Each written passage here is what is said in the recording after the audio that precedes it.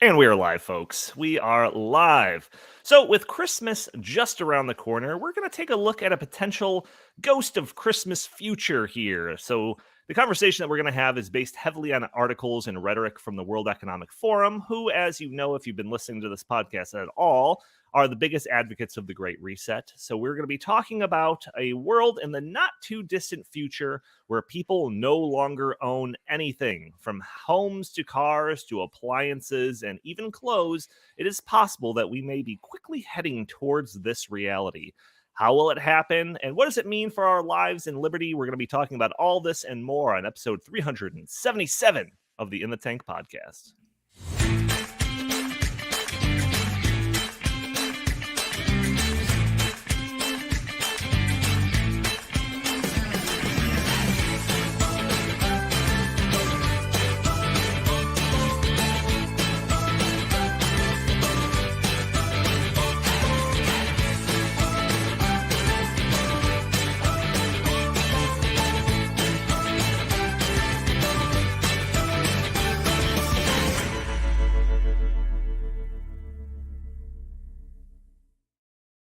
That is right. Welcome to the In the Tank podcast. As always, I'm your host, Donald Kendal. And joining me today, just got a skeleton crew. I've got Jim Lakely, VP of the Heartland Institute. How are you doing today, good sir?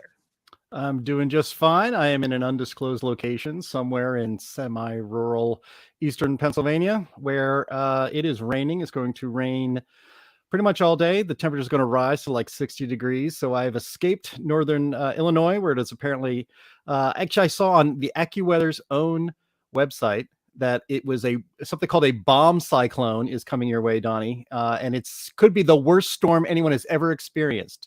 That's why I love our weather media in the United States. It's just so reasonable and accurate. They never exaggerate, right? Well, at least they're not calling it a Category 5 kill storm or something like that. So at least we're one level below that. So that's good. Yeah. But I have a question on the topic for today before we get into some other little opening chit chat. So if in the future we will own nothing and be happy, what happens to Christmas? Do we just borrow gifts and then maybe recycle them to other people in the future? Because if you don't own a gift somebody gives you, it's not really a gift, is it? That's a good point. I've got a recycled pair of socks with your name on it, Jim. Just wait till you get back to the office. Check your stocking. There's other stockings inside. Boom! Oh, good stuff. This is we're getting close to the holidays, so I kind of knew that people's availability was going to be spotty. Chris, who usually joins us for these podcasts, I told him, don't venture through the snow and try to get to the office just so you could do the podcast. Like, take a week off. It's no problem. I know this topic inside and out. So that's fine. Justin didn't have nearly as good of an excuse, so we'll give him a pass. But Jim was, even despite the fact that he is out on a vacation, he's still dedicated to the cause and joining the podcast like he does every Thursday. So before we get into anything, I do have to put that message out there for all of our listeners, audio-only listeners specifically, that if you want to catch the show a day earlier, you're probably listening to this on a Friday, you can by joining the live version of the show, which is streaming on Facebook and Twitter and Rumble and YouTube. You could join the conversation, put your comments and questions. Maybe we'll show your comments on the screen. Maybe we'll address your questions on the fly. And also, if you want to help out the show, you can do so by doing just a couple of things that won't cost you a penny, only cost you a couple of seconds, and that is hitting that subscribe button, hitting that share button for this content, leaving a comment underneath this video, or hitting that like button. All things that help break through that big tech algorithm that prevents content like this from being shown to more people. And one more bit of housekeeping before we get into things is the fact that we are about 2 months away from the Heartland Institute's 15th International Conference on Climate Change, taking place on February 23rd through the 25th in Orlando, Florida. Tickets are still available to this important event, so you can secure your tickets or get more information by heading over to heartland.org and clicking on the big featured image towards the top, or by going to climateconference.heartland.org. Jim, anything you want to add to that? I know that you have been working recently on confirming some excellent speakers to the conference. Yeah. In fact, just yesterday confirmed a gentleman named Jeffrey Clark. He was in the Trump administration. He was in the Department of Justice. He headed up the Environment and Climate Division. I'm not saying the exact division right, but there is a division of the Department of Justice that deals with environmental and climate issues. And we got Jeff Clark to speak at our conference. Just added him to the speaker page, I think, yesterday. So he's coming to speak. He will be on probably on the main stage, giving a plenary address. Jeff Clark, we've talked on this podcast in the past about the case West Virginia versus EPA, in which the state of West Virginia said EPA basically can't just make up law as it goes along. There are restrictions. You can't just make up law as an administrative state. Broadly, that's what the case determined. Jeffrey Clark had a lot to do with that case. His work actually kind of set the groundwork for that to happen. And one of the frustrating things is that the Biden administration just seems to be ignoring this Supreme Court decision and just instructing its EPA to go forward as if nothing had changed. So Jeffrey Clark will be able to speak to that like almost nobody else on earth. Marlo Oaks is the state treasurer of the state of Utah, the Beehive State for you nerd trivia state people out there like me. He is one of the leaders in the country on fighting ESG through state action. And he's going to have a prime speaking spot at our climate change conference as well. So we're going to be covering lots of topics. It's not just, of course, the latest climate science. Guys like Anthony Watts, scientists like Ross McKittrick from Canada, Christopher Essex from Canada. So it is an international conference on climate change. We have people coming in from other countries. And they're going to be going over things like, I think one of the topics I've roughly, one of the topic areas I've roughly sketched out is called, about the temperature, that the temperature data is not as alarmist as you would think, that there's something wrong with it.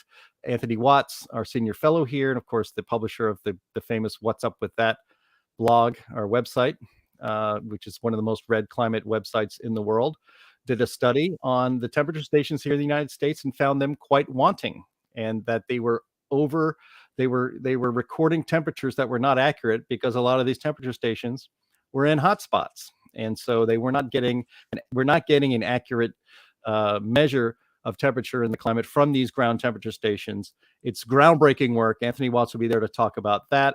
Of course, as I mentioned, we'll be talking a lot about ESG, because ESG and climate policy are all together. And of course, the global push for the Great Reset, which we're going to be talking a little bit about here in this podcast, is all tied into climate. It's going to be fascinating. And we actually, I have some feelers out for a couple more pretty big name people that are going to drive the environmental left crazy. So stay tuned. The program keeps developing. It's going to be great. Go to heartland.org for information. There's a feature right there where you can click right directly to the website. I'm updating the speaker page almost daily now, and the schedule is going to be more fleshed out. You're going to want to be there, especially in February in Florida. Maybe this bomb cyclone will be over by February. And, maybe it will have destroyed the entire Midwest and Ohio Valley and most of the Northeast. So we will all just escape to Orlando on February 23rd to the 25th for this climate conference and have a good time. Yeah, you're going to want to go to Orlando because it might be underwater soon if we're wrong about all this. So, so yeah, like I said before, it's just Jim and I. I wasn't even sure Jim was going to be able to join us, so I was thinking that I might have to do this show by myself. So I was thinking of a topic that I know pretty well that I could just do by myself. And for further context, I have also taken these days off, so this is just me. A part of my vacation doing this. So I didn't want to spend a whole lot of time doing a bunch of research into why solar and wind is bad and finding all the different articles or whatever. So I was like, all right, I want to talk about this topic. This is something that I have been doing a lot of research on for the past several months. So I thought that this would be a good venue for me to kind of organize my thoughts on this issue. And that issue is, in the future, you will own nothing. And like I said, I came up with this topic by myself, another kind of behind the scenes, how the sausage is made type of thing in the days prior to a podcast. Usually Jim and I and Chris and Justin will throw some ideas back and forth, and we'll settle as a group on a few topics that we think is important enough to dedicate an episode to that week. So in this time, like I said, it was just me. I just threw that out there. So I don't even know exactly where Jim stands on some of the things that I'm going to say during this podcast. So this is going to be a little bit more of a I don't know, a different style podcast than what you might be used to if you're a frequent listener of this show. So, the idea in the future, you will own nothing. This, of course, is a concept that originated with the World Economic Forum back in 2016, I believe. The World Economic Forum published an article titled Welcome to 2030. I own nothing, have no privacy, and life has never been better.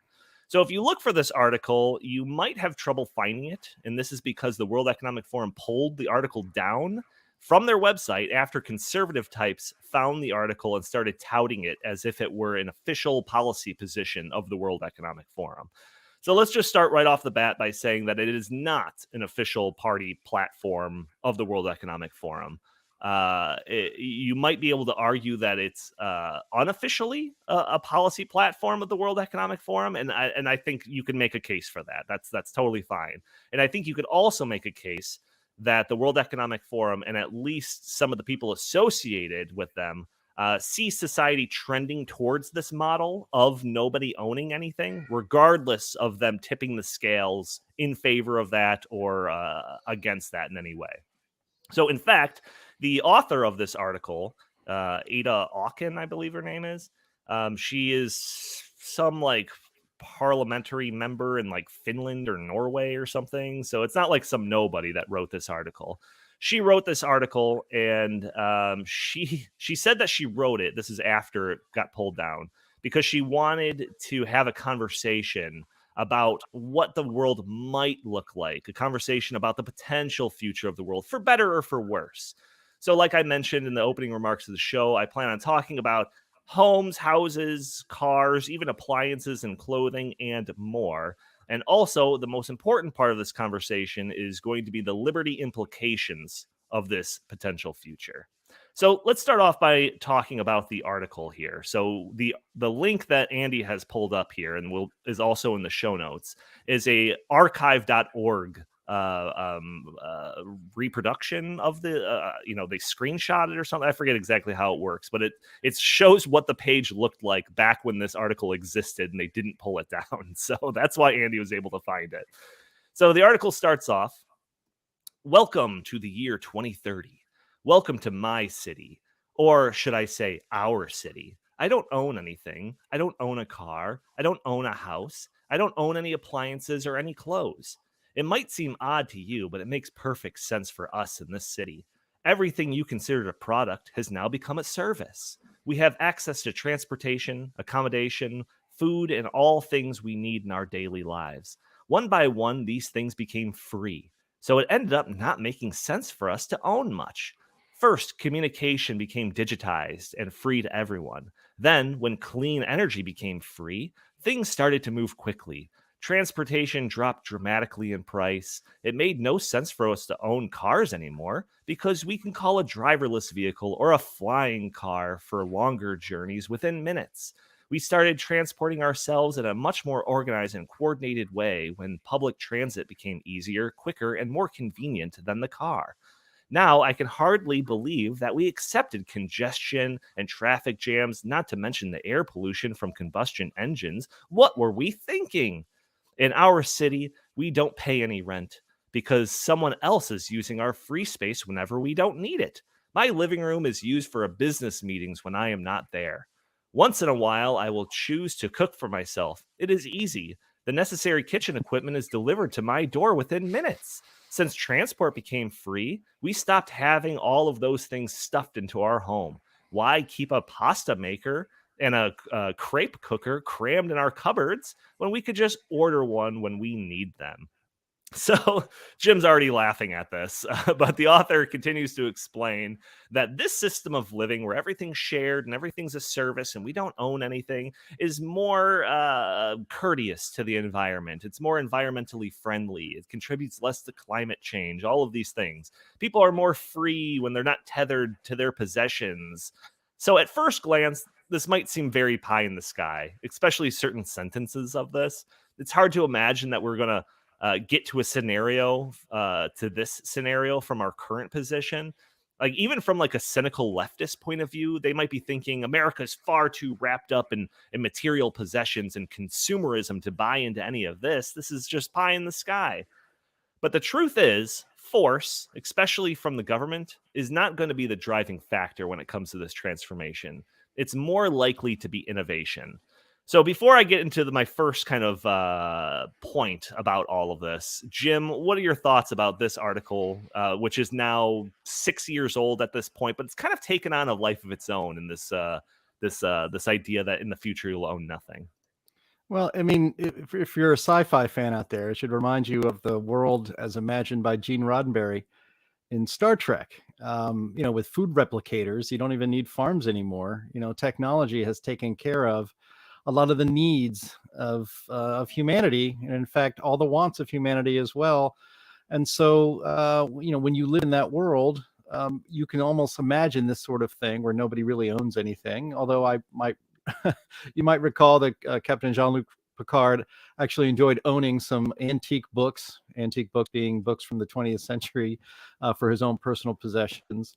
And then on that, it's like, yeah, maybe that is a conceivable future in, say, like 2380, not in 2030. It kind of reminded me, back when the World's Fair, especially in Chicago, were kind of the big deal. There was all these ideas. The World's Fair was to display for humanity the life of the future, what the world is going to look like in 100 years. And that's where you got the flying cars, and people were in dirigibles all the time, going here and there. And, it was kind of a fun fantasy kind of thinking. And most of the things they pretended might be available and might be our future were not. And it was laughable to see them, growing up at the end of the 20th century, to see that the things that they thought we would be, how life would look and feel 100 years from now, was nowhere near that.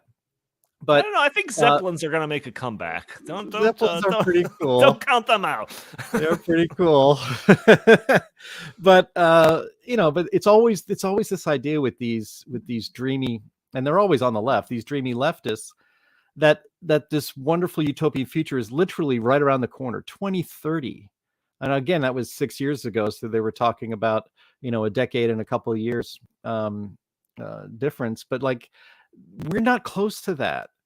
And another thing, of course, is like, this idea that you will own nothing. Let's put the privacy, you'll have no privacy and you'll still be happy. Let's put that aside for now. But the fact that you won't own anything and you'll still be happy, we've talked about this in the past. Somebody owns it. Somebody made it. Somebody's controlling it. Somebody is determining whether you get that crepe cooker or your neighbor does. And that person isn't really a person. It's probably a team of bureaucrats, but it's the government. The government will own everything. This is the socialist utopia.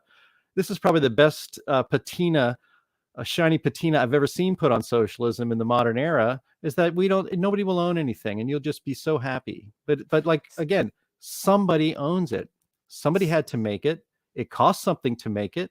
They will provide it, to people who can most afford to get it from them at a good price.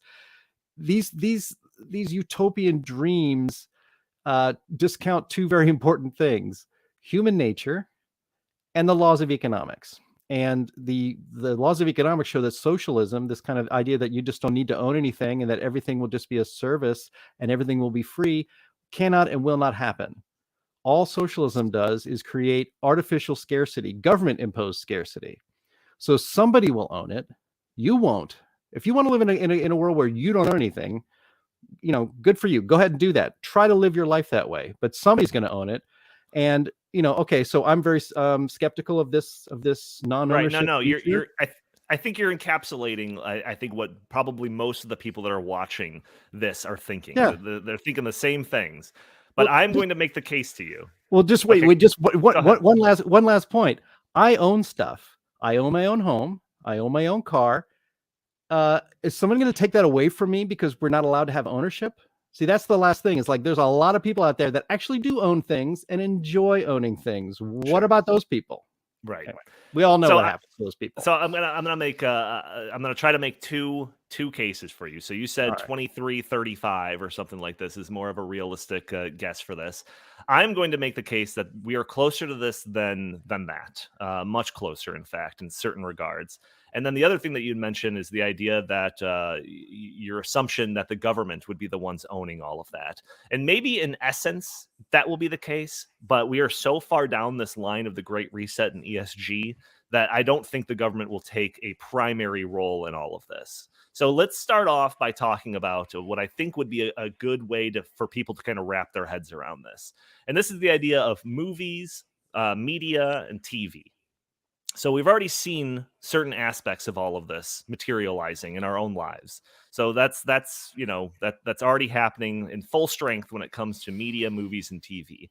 The era of physical media is in its death throes. I recall not that many Christmases ago, my favorite gift underneath the tree would be one that was a rectangle about that size, real thin, because I knew that that was going to be either a movie, maybe a DVD box set of TV shows, or maybe a video game or something like that. And but now, several years later, this has completely changed. Now, most people, or at least a large portion of people, get all of their media, movies, and TV via streaming services. The technology and the internet bandwidth has progressed so much that people can have media data streamed directly into their homes 24/7. And I love movies. I love TV. I have a whole case of DVDs and all of that stuff that's just collecting dust now. I can't tell you when the last time I bought a DVD was, because the idea of a streaming service is just so convenient. So it wasn't government force that's preventing me from not owning any physical media. It wasn't some government dictate or any law passed or anything like that. It was just technology and innovation made it so damn convenient for me to get all of my media and all my TV and movies through streaming services. So, for example, why would you spend $350 getting every box set of every season of Game of Thrones when you know it's going to be terrible at the end? No, I'm just kidding. When you could use that $350 to subscribe to HBO Max for 20, 25 months, something like that, and watch all of Game of Thrones and thousands of other movies and TV. It just gets to a point where the you not owning it version of this thing that you like is so much more convenient. And again, I'm not even necessarily advocating. I don't want people to take these statements out of context and feel like I'm advocating for this in the future you'll own nothing thing. I am not.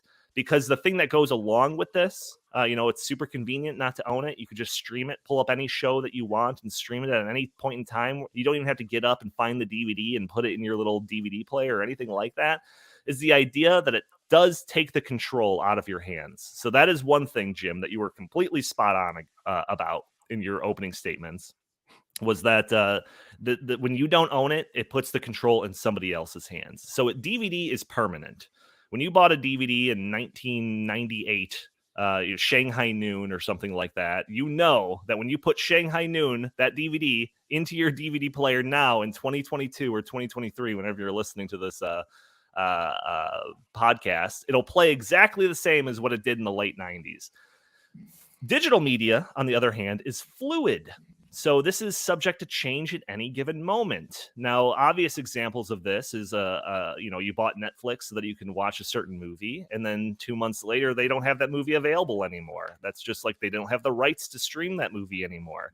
But not only that, but there are stories of other changes that are made to the media and then re-uploaded. So now anytime that you want to watch that new thing, it's changed. So a famous example of this is the original Star Wars movies. The original Star Wars movies, unaltered by George Lucas's special editions and all of that stuff. People want that, and it's not available to them because unless they own the actual laser discs or the original VHS tapes that it came out on, you don't have the ability to find the unaltered versions of this. They don't exist anymore.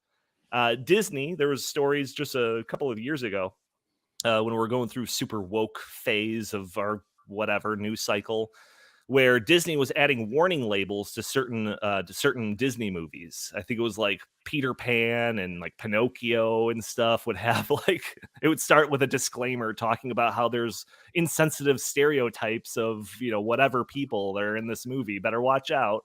Another one that grabbed headlines was HBO. It's Gone with the Wind. It was pulled down because it was too problematic. And after about a month, they re-put it up there. If you have HBO, you can go and find Gone with the Wind. But now it's if you press play on it, it starts off, and I'm not kidding you, it starts off with a 5-minute lecture explaining why this movie is problematic. So I was like, doesn't that just set the stage for an awesome movie night, being lectured to by your intellectual superiors about why the movie you're about to watch sucks? Like, it's ridiculous.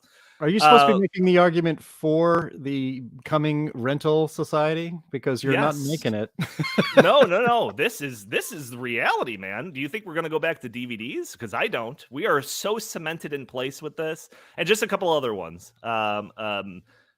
During the Black Lives Matter stuff, there was a desire for all these different streaming services to get rid of any depictions of blackface, regardless if that's part of the joke or anything, off of any of their episodes. So they purged episodes from very popular streaming shows like Always Sunny in Philadelphia, Community, Scrubs, The Office. Jim, they altered an episode from The Office.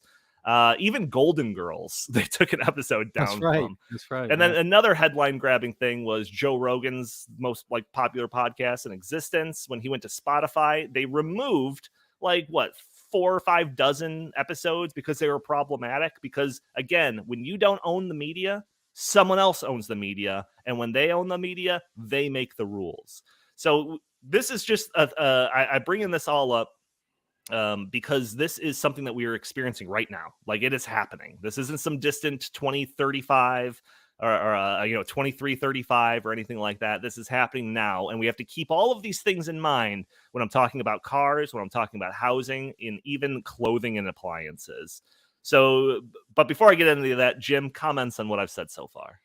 Well, I mean, I think those points about the entertainment world changing into a basically full-time rental world and streaming world is accurate. Although you are seeing that, people who own the unaltered version of, say, the original Star Wars trilogy have something valuable on their hands, and they own it. And they may want to sell it or make copies of it and distribute it to other people so that they can have that piece of history with them as well. We don't condone piracy, just an FYI before this episode's pulled. We do not. We're enough trouble. We get enough trouble with YouTube as it is. That's not what I was implying. You should always pay for the original stuff yourself. So find it on eBay instead. Find someone willing to give that up. You distract me, but we can apply it. But that's small potatoes. That really, I mean, frankly, who cares? That's not what they're talking about in their future of 2030, when you will own nothing, you'll have no privacy, and you will be happy. For one thing, you can keep your privacy just by popping that DVD in and watching the original Star Wars that you wouldn't necessarily have if you were to watch it on Disney Plus, who are tracking what you watch, when you watch it, how long you watch it, if you pause it, where you pause it. And all sorts of things. And you don't get that if you have your own DVD. So if privacy is important to you, even as something as trivial as your entertainment world, you can have it if you want to do it the privacy way, by owning your own things. But people here in the comments on the YouTube channel here were mentioning that, I think Uber and Lyft, basically you can call a car at any time. Andy, our producer, uses Uber and Lyft. He's actually come to work using Uber and Lyft when I've told him not to. But when his car breaks down and he wants to get in the office, he will take Uber, and he will do that. But here's the trouble. I'm going to get to that next. Oh yeah, well, we can get to that. Then let me just set the stage real quick. As convenient and as wonderful as Uber and Lyft are, and as much as, especially millennials, I mean, I'm 52 years old, I'm Gen X, Uber and Lyft are fantastic, but I've owned a car since I was 16 years old. I've had my own independence via my own personal vehicle since I was 16 years old. I can fill up that gas tank and drive 300 miles minimum in any direction that I choose. That's a wonderful bit of freedom. You cannot do that with Uber and Lyft. So, while newer generations are thinking that they can replace their personal car, their personal vehicle with Uber and Lyft, they can, especially if they live in an urban environment. But if they want true freedom, they're going to have their own personal vehicle. And in this future where they don't see us ever, there's no room in this future that this person from the World Economic Forum sees for you or me or anybody listening to this to have their own personal vehicle to choose when and where they wish to go. I mean, heck, this thing even has it where my living room isn't even my own because some stranger is going to come here and do a business meeting when I'm out on an Uber shopping somewhere or something. Yeah. I mean, this is absurd to believe that anybody would put up with living that way. Most people don't even like roommates that are their friends, let alone, occasional housemates that you don't even know. It's insane. It's insanity.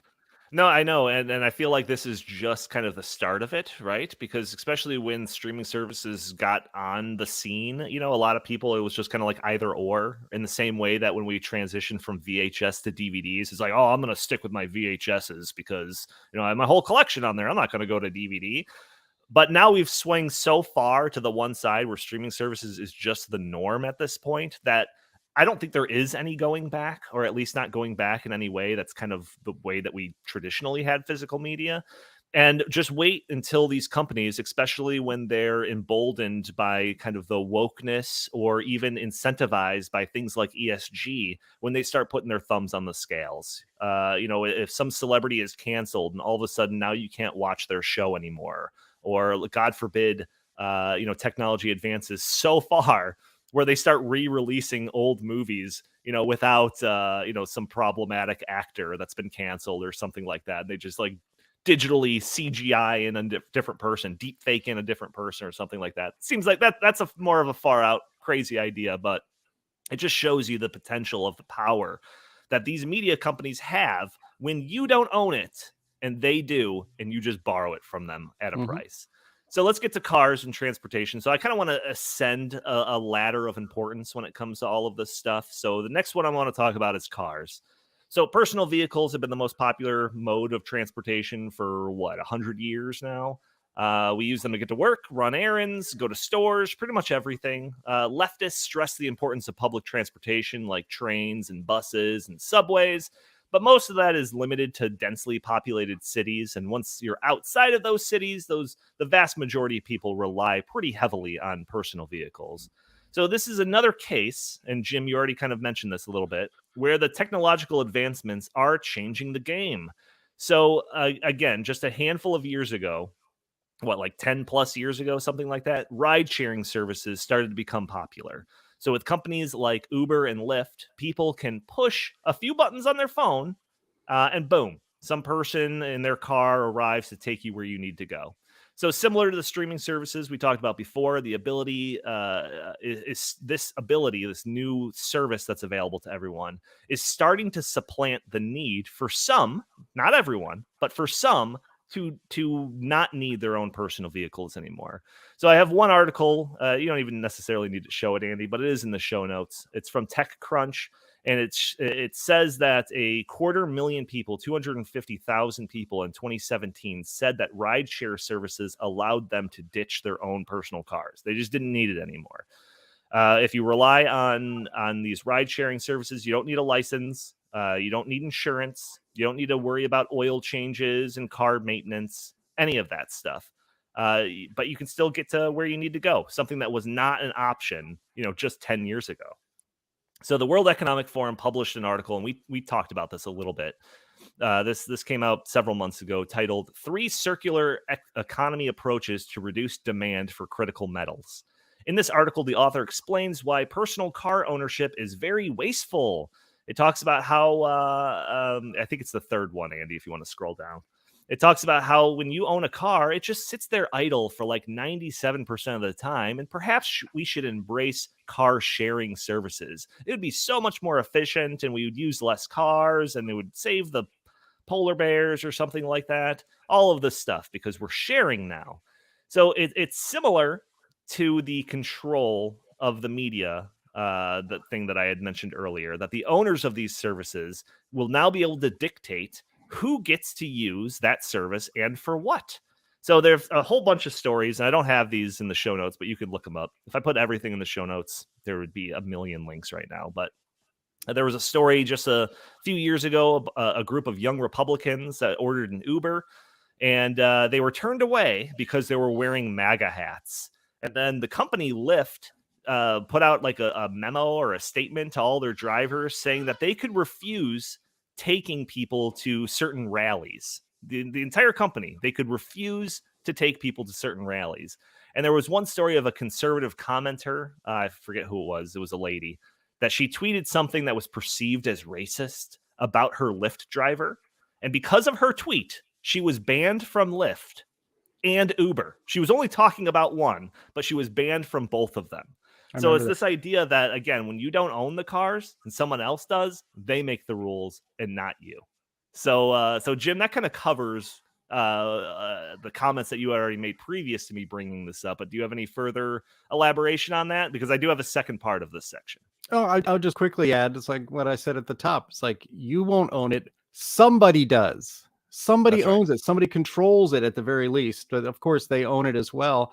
And they get to make the rules. They get to say who gets to use this service and who doesn't.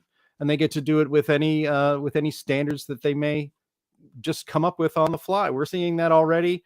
We saw that in our social media, where conservatives are throttled and are not allowed to use the social media in the same way that liberals and leftists are. And so if you want to see that times 10,000 and applied to almost every aspect that's important in your life, social media is not that important. It's not as important as being able to have a vehicle so you can go to the doctor or get groceries or go wherever you want. This is going to be government control. Let's stop pretending that that's not what this is. It's not group control. It's not the people owning this and making decisions. These decisions will be made by government, and you only get to enjoy your life if the government smiles upon you and upon how you are living your life. And that's not freedom, that's tyranny. Yes, yeah, no doubt. In all of these cases, whether it's social media and stuff that we talked about with Twitter last time around, or some of these other things that I'm going to talk about, especially when you factor in the ESG, that it's corporations and government working hand in hand, which might end up being the worst case scenario when it comes to people that love liberty like us. But okay, so after that first part of the cars section, you might be thinking, okay, but somebody owns that vehicle, right? It's still an individual person that owns that vehicle, and they're just using it to chauffeur people around for money. Correct. For now. Again, technology is blazing a trail in a very specific direction, and the concept of a self-driving car is one that you've probably heard about for years now, but it is slowly becoming a reality. So just a few weeks ago, maybe a month, Tesla released a beta of its full self-driving car software to all customers in North America. So if you pay, I think it's like $15,000 and you have a Tesla model over, 2021 or something like that, you can pay that money, download the self-driving car software, and you can literally have the car. I've watched videos of this. You plug in your coordinates and it takes you self-driving anywhere you want to go. It's incredible technology. It's still in its infancy stages, but surely it's going to get bigger and bigger and bigger. And so what happens if also, sorry, in regards to that, Tesla isn't the only one working on this. I know that some people like to just dismiss Elon Musk as a crazy guy, but there are multiple other companies that are working on the same type of thing, Apple being one of them. I think Google has some self-driving software that they're trying to get behind, and also several major car companies. So there is quite a competition to achieve this feat of self-driving cars. So what happens if this becomes the future of Uber? What if when you order a car, instead of Shelly coming in her, a Ford Tempo from 2002 or something like that, now when you order that car, a self-driving, no person in it comes and picks you up and takes you where you need to go? What if companies like Apple and Amazon or Google or you name it, what if they own fleets of self-driving cars that are positioned all over, your area because of some algorithm and all of this? They make sure that they're most efficient placements for these cars, and that is who comes and picks you up. So it's no longer an individual. It's no longer, Shelly saying, "Oh, I don't like your mega hat. Get out of here. I'm not taking this ride." It's a company that's making that decision. It's from a big top-down a top-down way. And again, when you factor in the ESG and you factor in some of these other government coercive things, that amount of control is I don't even know what the limit of that is. Like, Jim, does it seem impossible that some woke car company that's being incentivized by ESG is saying, "Oh yeah, we'll pick up anybody and drive them anywhere they need to go," except for a DeSantis rally? He's the next Hitler or something like that. That seems like a very possible scenario. Yeah, straight to jail. That's where we're taking you. Sorry. And actually, this is, as you were saying that, if you remember, sometimes the police will do stings where there's people they have outstanding warrants on, and then they'll send them a letter or a text or something saying, you're the winner of $1 million. Come to this location and collect your winnings. And then they come in and to collect their winnings. And it's like, kind of like to catch a predator. Surprise. This is actually, the Los Angeles Police Department, and you're under arrest and all that stuff. So as you were saying that, I can, even because self-driving cars are coming. And again, it's who controls them. And say, who's to say that, and of course, there will be a record of every time you get into a self-driving car to be taken, and there'll be records of where you were taken and when, and presumably why, or they'll try to figure out why. But who's to say there wouldn't be a scenario where if you get into a self-driving car, there's not a human, it's programmed to take you, you think you're going where you wanted to go, and instead it takes you somewhere else. And maybe it even locks the door. And I'm being serious. I mean, do you think if the FBI had the ability to send a self-driving vehicle to somebody who was a person of interest at that post-election rally in Washington, D.C., let's just say that, do you think the FBI would jump at the chance to send a self-driving car to a person of interest in an investigation and then just have that car lock the door and take them where they could get their hands on them and interrogate them? That may sound crazy to you. It doesn't sound crazy to me, because that sure is a lot easier than going all the way up to, say, Alaska and banging down somebody's door at 5 o'clock in the morning with 17 FBI agents. Why not just send them a car, put them in? I mean, I'm serious. That sounds. Yeah. It may sound nuts. It may sound some kind of dystopian future, but if we're not careful about how we implement the technology that is coming, and self-driving cars are coming, if we're not careful on how we set these things up in ways that preserve individual autonomy and freedom, these sorts of things aren't just possible, they are probable. And you may be taken somewhere against your will, even though you did nothing wrong, and you'll have no recourse. I mean, this is potentially pretty dangerous, to be honest. No, well, that's the thing, because we have to worry about like the worst case scenarios, because if there's no one worrying about the worst case scenarios, then we can run headlong into the worst case scenarios, and people would be like, well, we didn't have any warning, right? So there's a couple of other things. You mentioned the Twitter and social media censoring conservative speech, like that concept, which we've seen, now in social media, like expand that across all of these things. Like, what is the leftist response going to be? When Uber and Lyft, which controls 80% of mobility in the United States in 2 decades from now, says, you know what, we don't like your politics, we're not offering our services to you. Like, it's going to be the same thing as the social media, but worse. And then what is the liberal response to it? Because we know what the liberal response was to the social media reference censorship was. It was make your own social media, make your own Twitter. So what is the response going to be to this? Oh yeah, these private companies, they can totally exclude you because you're wearing you have a picture from 10 years ago where you're wearing a MAGA hat. It's their private business. They can do whatever they want, right? Make your own self-driving car fleet and pick up people via Uber. Like that's the future that we are barreling towards. And then one other thing that you have to think about is that if this is the reality, and we do have Google or Apple or Amazon or Uber that owns these fleets of cars, self-driving cars, now car manufacturing companies have them in mind as their most important customer, not the individual person. So it doesn't matter what the individual person wants. If this corporation that's potentially going to order 100,000 cars or 1 million cars over the next 10 years or something, they want X, then we're going to make cars with X. Even if that means that they're electric vehicles that don't go as far and they're not as efficient or whatever, that company wants them, so we're going to make them that way. Go ahead, Jim. I mean, here's a real world example. I don't remember if I brought this up on the pod in the past, but remember the San Bernardino shooter several years ago, and the feds wanted to get into his Apple iPhone, and they asked Apple, and they said, "Hey, can you break into this phone for us? Because he may have information on his phone that would be useful in our investigation. Maybe he has accomplices. Maybe he's gotten instructions from another group. We really need to get into his phone." Apple said, "Go pound sand." We're not going to give you access to his phone. We have an agreement with our users that their privacy is sacrosanct, even in a case of stopping domestic terrorism. I think that was about 10 years ago. It makes me cry, if not, if you would laugh at it, if it wouldn't make you cry, on how that's the way technology companies protected our individual liberties back then. And Did now they we live in cave? a I thought world they where caved. I thought they eventually caved and cracked the phone for them. I Andy, can don't you nod know. if that's the case? They No, didn't. I think Okay. All right. the feds eventually just cracked it. I think. I don't think they caved.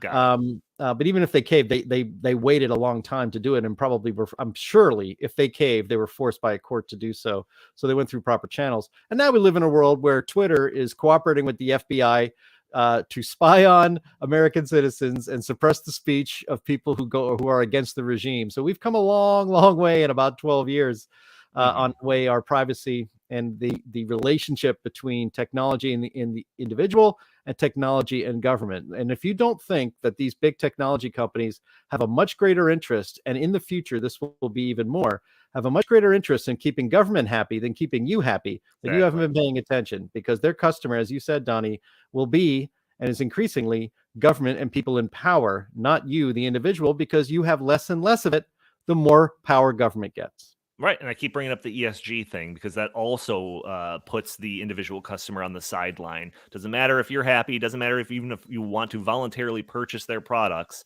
If that product or service results in a lowering of an ESG score, that's what's most important for these corporations. So when they're in charge of all the transportation or something like that, the amount of control is astonishing. So let's talk about housing. So again, ascending this ladder of importance. Let's talk about housing. This is a very important concept in the you'll own nothing future. Houses are generally the biggest investment your average person will ever make in their lives. A house could be a valuable asset, generally appreciates in value if you are in there long enough. You build up equity, all of these things. Not only that, but it also offers a level of freedom that you don't typically enjoy while renting. If you want to own a pet, it's great. It's your house. If you want to do renovations, it's your house. If you want to paint the walls of a room black to intimidate your coworkers, that's fine. It's your house. Jim likes that one. But this all could change again if we skew towards this idea of in the future you don't own anything. So this is also slowly becoming a reality. Housing in the last, I don't know, you name it, has becoming crazy expensive, keeping potential first-time home buyers out of the market. Combined with investment behemoths like BlackRock and Blackstone buying up houses like crazy. This is a topic that we've talked about a lot on this podcast, or at least a handful of times. Stories of BlackRock and Blackstone buying up entire neighborhoods of homes and turning them into rental properties. I know we've talked about some of this under the banner of a rentership society, which, Jim, you already mentioned. So this term, rentership society, so this is new. I don't think I brought this up on the podcast. This term was coined back in 2011, shortly after the housing crash of 2008, by investment bank Morgan Stanley. They released a report explaining how there's a glut of homes on the market with people unable to buy them. And that's setting up an opportunity for investment firms to buy all these houses on the cheap, offer them as rentals, and create a rentership society. So again, that was almost like the report that sparked off this craze of all these giant investment corporations buying up tons of houses. Blackstone was one of them. They bought up over the course of like several years, something like 100,000 homes before that part of their corporation was spun off into some other corporation. I forget what it's called. So we've covered stories talking about this idea of a rentership society and how this could be something that we should strive for, and how people could be more free because they're not tethered to their homes, and now they can travel easier, and now they can take other jobs in different parts of the country easier because now they don't have to worry about selling their homes. They're just renting it. But again, we have to talk about the control that comes along with this, because when you don't own your home, someone else makes the rules. So landlords make the rules, right? No pets. I've even seen some stories about landlords saying that you can't have a party, you can't have parties, or no alcohol. Now, some of these are challenged in courts and whatever, but generally speaking, the landlord is given a lot of leeway when it comes to restrictions that they can make when it comes to people living underneath their homes, underneath their roofs. One of the most shocking ones is this idea that landlords have the ability to tell you that when you're living under their roof, you can't own a gun, or at least you can't be in possession of a gun. Theoretically, you can own one and have it in a lockbox somewhere, but you can't have it underneath their roof. And I know this because when I was looking all this stuff up, I found articles talking about how there's only like 2 states in the entire United States that bans this type of restrictions that could be made by landlords. One is Minnesota, and one of them is some other like Western state. But generally speaking, in the other 48 states, a landlord could tell you that when you're living under their roof, you can't be in possession of a firearm. Doesn't matter what the Constitution says. We're talking about people doing with what they want with their property, right? So now, this might be like, okay, well, if a landlord makes a crazy, no party clause, no booze clause, that's fine. It's their property. I can go and live under some other landlord's roof, offer them rent who doesn't have these crazy rules. But what if all the homes are owned by some mega corporations like BlackRock? Or better yet, what if all the homes are owned by investment corporations that are less concerned about pleasing you, the renter, and more concerned about increasing their ESG score? What if they make a rule to be in line with some ESG metric that says under all of our homes that we own across the entire country, millions of homes, nobody can own a gun? That would be like one of the biggest punches to the face of the Second Amendment that would have nothing to do with a law being passed or any proposed legislation or executive order or anything like that. It could all be done through these mechanisms that we're talking about, all incentivized by ESG and stuff like that. So, Jim, I have a little bit more to say about this, but thoughts on this concept? Um, home ownership is, they call it the American dream for a reason. And people here in the comments have noted that, even if you own your own home, you don't really own it. The bank owns it. And then even after your house is free and clear, you still own property taxes every year. So you really are beholden to the state, even if you own your home. Points taken, true. But if you own your own home, I mean, I've lived that rental life for most of my life. I didn't own my own home until relatively recently, inside the last decade of my life. And like I said, I'm 52 right now. Donnie, you own your own home. You got onto the home ownership train a lot earlier than me. I know you're very happy and feel very content and safe in your own home. There is something of all the years I lived renting, and I never really lived in the same place for pretty much longer than maybe 3 years at a time, always moving from job to job or place to place. There's a sense of unsettlement in your head. There's just something that isn't quite permanent. You don't quite frankly feel 100% safe because you don't own it, because there is somebody who can come in and evict you. There is somebody who can come in and raise your rent by 50% next year. And if you can't afford it, you got to get out. If you own your own home and you have a reasonable mortgage, those sorts of worries are gone. You feel much more independent. You feel much your own person. And, my property is very small. It's even less than a quarter of an acre that our house sits on. But I feel like that's my castle. That's my home. That's my land. I own it. This is the place where I feel safest and most happy. And in a future where nobody can really ever feel that sense of safety or independence or happiness, is not a world that I'm looking forward to seeing. Yeah, and like I said, and I kind of said this at the very beginning, that like this is just as of now, and surely you can make the case that there's some underlying factors, but this seems to be the natural progression of things. Now, I get the investment corporations and that Morgan Stanley thing, and they saw the result of bad government policy and swooped in because of the opportunity of a bunch of houses that they could pick up on the cheap and all of that.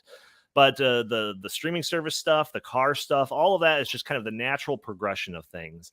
And just wait, because the government can start putting their thumbs on the scales and can start doing things that do push this trend more quickly onto all of us.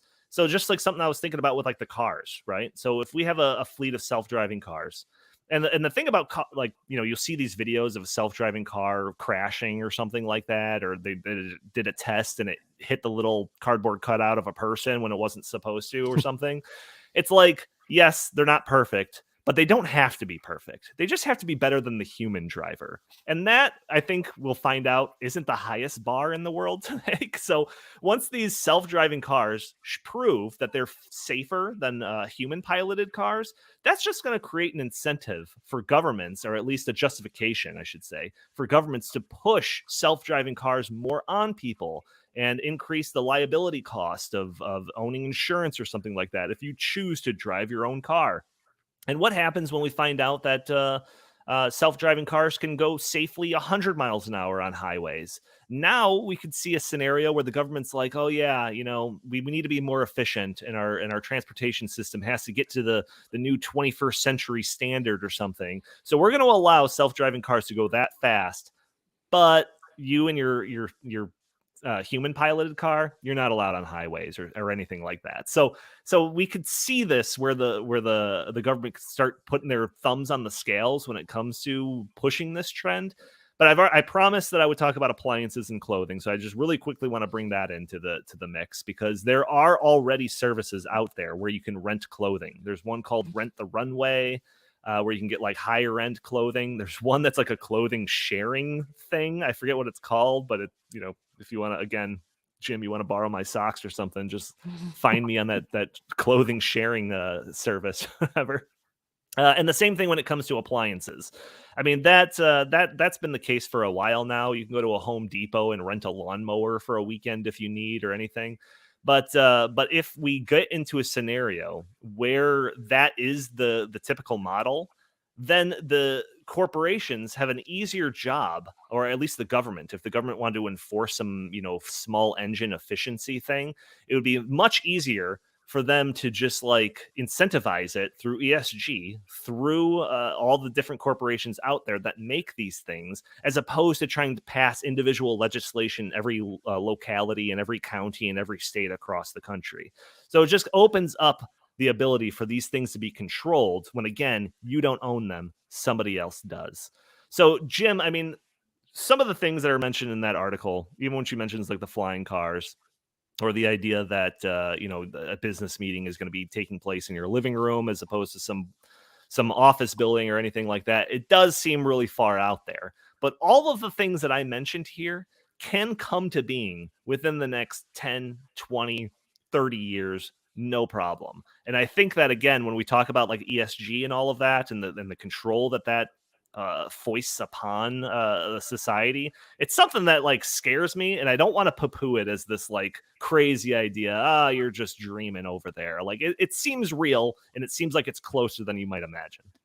Why do we talk about this so often? I mean, we talk about the World Economic Forum and their plans. We've actually talked about this very article. In 2030, you will own nothing and be happy. We talk about this because our entire society is being conditioned to accept a lower standard of living. We're being conditioned little by little, even in the entertainment, Donnie, like you say, who cares about the DVD? I love my Netflix and my Amazon Prime and my Hulu and all that stuff. In its own little tiny way, that's conditioning you to move toward this future willingly. In exactly. That you will go ahead and decide, I guess I don't need a car. Home ownership is overrated. What a hassle. It is probably better for me to live in a dense urban society or environment and have Uber take me somewhere, or maybe get on the bus. This is conditioning, and it's constant, and it's never ending, and it's happening in every aspect of our lives. About renting clothing. I mean, people in the comments were like, "Ew, no thanks," and I definitely gave you a thumbs down, Donnie, on renting your socks at any time in the future, unless they're brand new. Unless they're brand new that you got them for Christmas, then maybe if I get first dibs, then I'll borrow them from you. I'll rent them from you for 4 cents a day.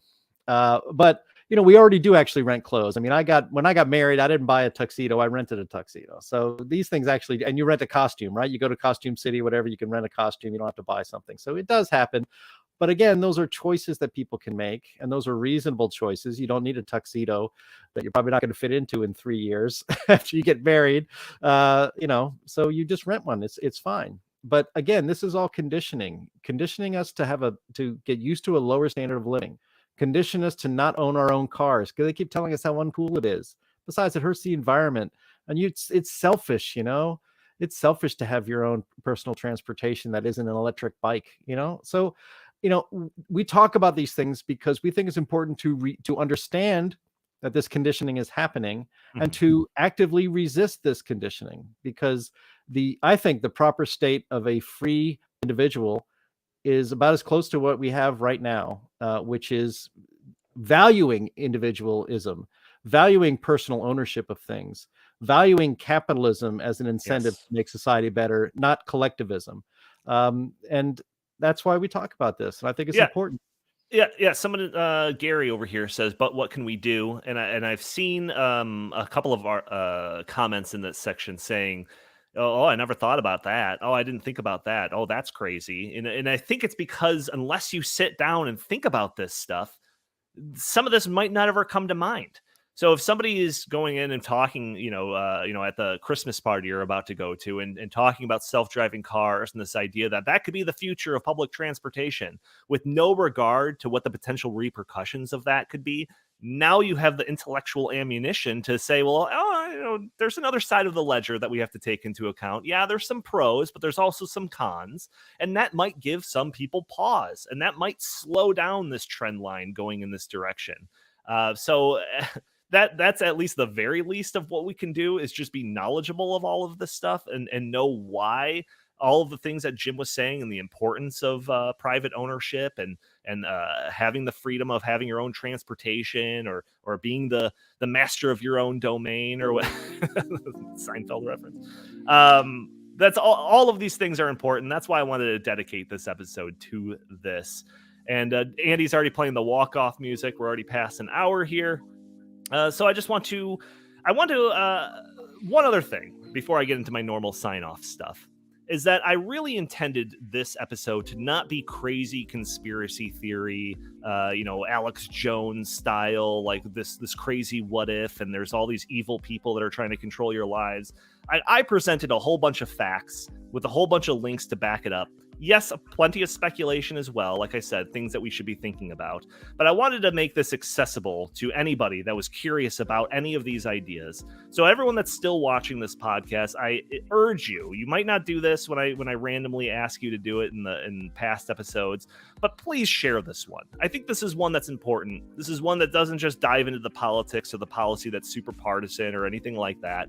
This is something that I feel like everyone should be part of this conversation, left, right, or middle. So please share this content, hit that like button, subscribe, all of those things that help this video break through those big tech algorithms that prevent content like this from being shown to more eyes. Jim Lakely, where can the fine people find you? At J Lakely on Twitter, at Heartland Inst on Twitter, and always visit heartland.org. Yep, and thank you for joining us on this week. We're gonna be here next week as well. I think we're gonna be talking about movies and pop culture. It's been kind of a tradition that Jim and I have had over the last couple of years. We're inviting on Christian Toto. We're going to be talking about probably avatars, the ideas of streaming services. Maybe we'll bring up some of this stuff too, but that's an episode that you should be looking forward to as well. You can follow us on Twitter at InTheTankPod. You can send us your comments, questions, and suggestions for the show by emailing us at inthetankpodcast@gmail.com. But again, thank you all for tuning in, and we will talk to you next week.